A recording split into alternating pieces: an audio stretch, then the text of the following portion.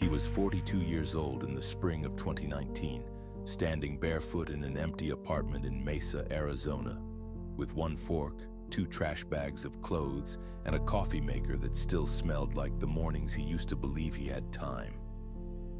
The job was gone. He'd been let go on a Thursday after showing up late again, shaking jaw tight, telling lies nobody in that office believed anymore. His wife had moved out 8 months earlier. The bank took the house in February. The repo man came on a Tuesday and didn't even look him in the eye when he hooked the truck up. He watched taillights disappear from the curb, holding a plastic grocery bag with his mail in it like that was somehow the thing worth saving. This is what bottom actually looks like for a lot of men. Not drama, not a movie scene, not shouting. Just a man eating dry cereal at 2 in the morning because there's no milk, sitting on the floor because the couch was sold, staring at nothing while the refrigerator hums in a room that no longer feels like a life. It looks like missed calls from your daughter because you're too ashamed to hear her voice.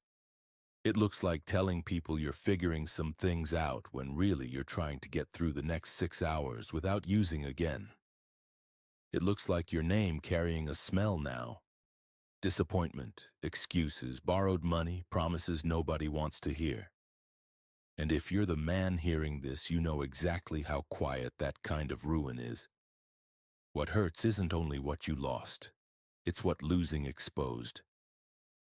The truth that maybe the man you thought you were was being held together by a paycheck, a title, a marriage, a house key, a bottle, a pill, a routine. And when all of that gets stripped away, you meet the version of yourself that can't hide anymore. He had 37 days clean when the turn came. Not in a meeting. Not because somebody gave a speech. Not because life suddenly opened a door. It happened on an ordinary Monday morning. He woke up on a mattress on the floor in that apartment. His mouth was dry. His hands were restless. The sink had 3 dishes in it.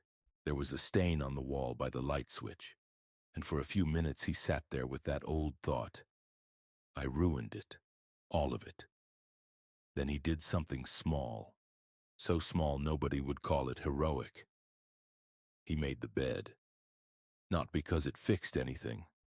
Not because making the bed changes a man, but because for the first time in a long time he decided he was not going to leave one more mess for himself to step over later. Then he washed the dishes. Then he wrote down the time of his meeting.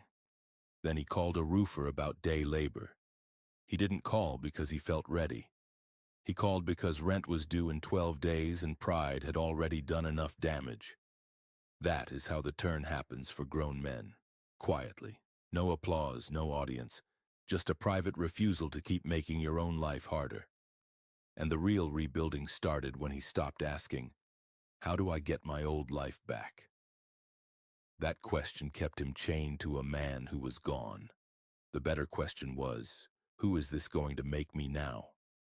That's the shift, not from weak to strong, not from failure to success overnight, from performative to honest, from blaming to owning, from needing to look like a man to becoming one when nobody is watching. He became the kind of man who showed up early for jobs nobody bragged about. The kind who paid back $50 at a time.